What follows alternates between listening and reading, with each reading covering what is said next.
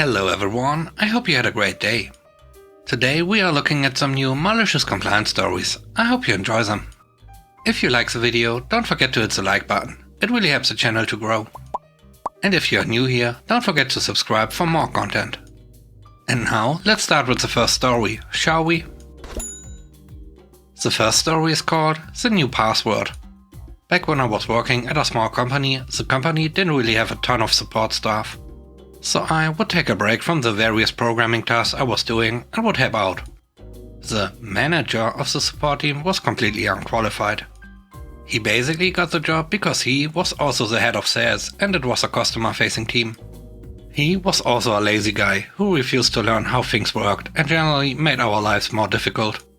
One day I was covering on the support desk because they were short-staffed. I got a call from the manager that he needed his password changed. I was confused at first and started to walk him through the steps to change it himself. He shouted angrily, "No, just change it, write it down on a post-it and give it to me," and he hung up. So I sat there for a minute and remembered I don't report to him at all. So I changed his password for him. I made it 18 characters long and it was a combination of every variation on a keyboard that looks like a small L. He was not happy. Especially after he mistyped enough times to lock his computer and he couldn't log in the rest of the day. The support guy who had the access to do a hard password reset was out for the day. The next story is called Do It Now. Many years ago I worked at a company in Canada that ran some financial services. The owner was the kind of guy who drove race cars on weekends and on weekdays would come into the programmer's room to complain that our fingers weren't typing fast enough. On a particularly panicky day, one of the web servers in the pool that served our app became unresponsive. We had these servers hosted in a managed rack at a hosting provider off-site. After several hours of trying to bring it back, our hosting partner admitted defeat and declared that they couldn't revive a Web 02. It had a hardware failure of some sort. We only had a few servers back then, and they were named according to the roles in our infrastructure: Web 01, Web 02, Cron 01, DB 03, and so on. Traffic and backlog started piling up with the server out of the cluster, despite our efforts to mitigate the loss, which we consider temporary. Our head of IT was on the phone with our hosting provider, trying to come up with a plan to replace the server. This was before cloud was a thing, and each of our resources was a physically present piece of hardware. The agreed upon solution was to replace the server with a new box, which they were rushing into place from their reserve of hardware on site.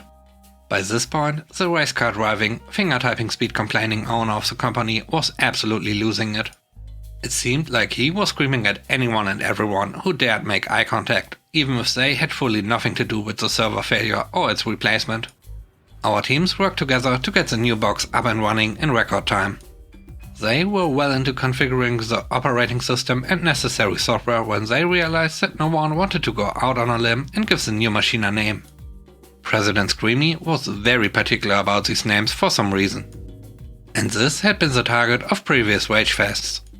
So neither the hosting lead nor our internal soldiers wanted to make a decision that they knew could be deemed wrong and end up the target of even more yelling.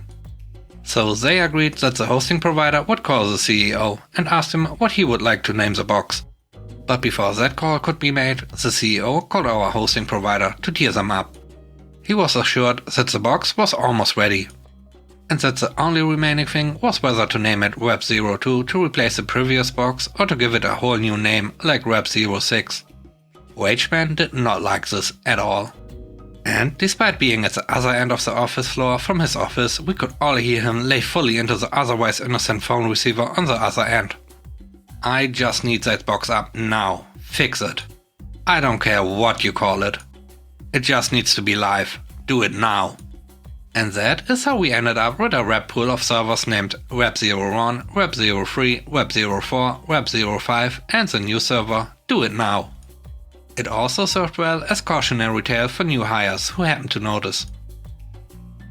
The third story is called Forced to Take a Week Off. This happened a few years ago. I worked at a big coffee chain store. I was working at a mall location and they needed help at another store. So I went to the other store for a while. They wanted to keep me, but never put a transfer in at the store I was helping at. My original store manager was emailing my current store manager weekly, asking if he's putting in the transfer. And if not, sending me back at the mall location. So I wanted my Madonna pierce for who knows how long, and I was finally able to get it done. The barbel that I got for it was very long. I had a piercing that got embedded because my barbel wasn't long enough and had to get surgically removed, so I was being careful. I left it in while it was healing, and the first few days of work not one person said anything to me about it. About 3 days in, my coworker complained to my current store manager about my piercing.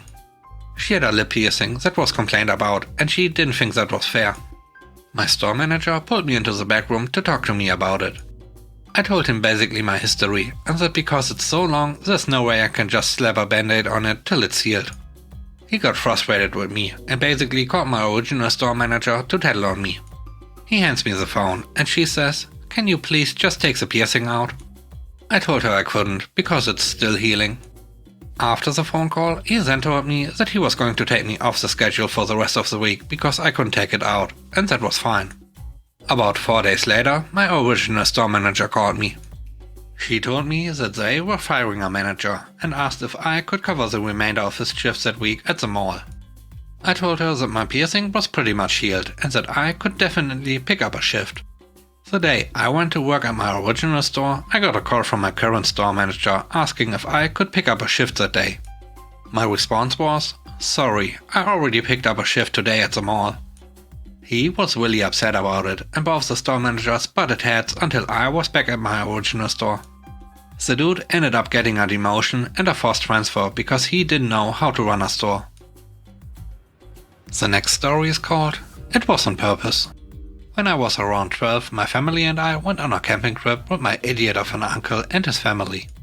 One day we went to a beach that was a 5-minute walk from our campsite. I got there first and it was super windy, so I spent forever struggling to get my towel to lay still. Now, when I say it was windy, I mean it was whipping up sand windy.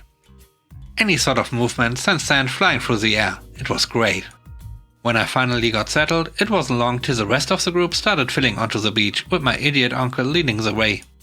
My uncle decided to lay his towel out about 3 feet from where I was sitting. As soon as he finished, he looked at me and demanded that I move myself and my towel somewhere else. To this day, I cannot remember what his reason was for making me move. But I can tell you it was absurd, and I was thoroughly annoyed.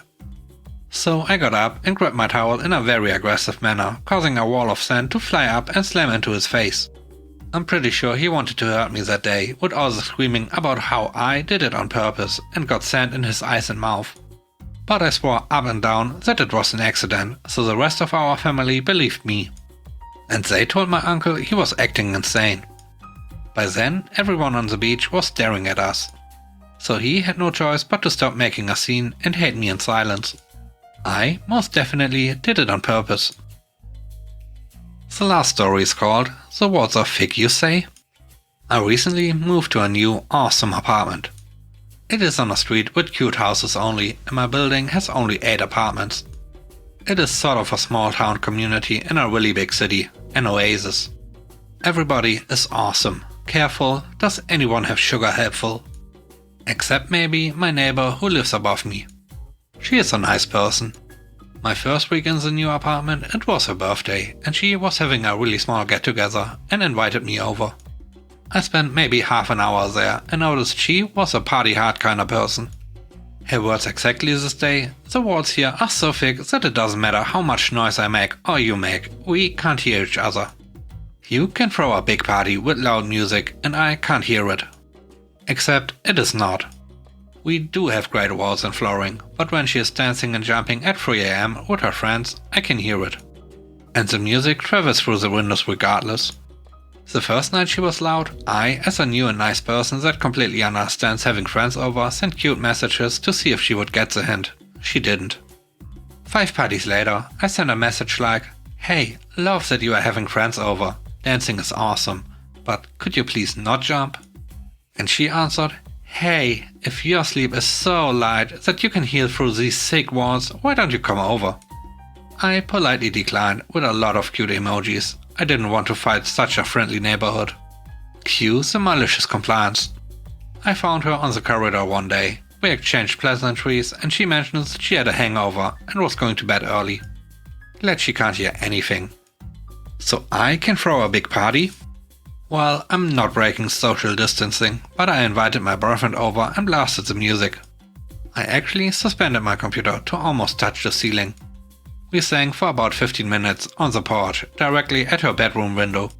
Haven't heard her peep since. This was 3 months ago. The last time her friends were over, I actually heard her saying, "Shh."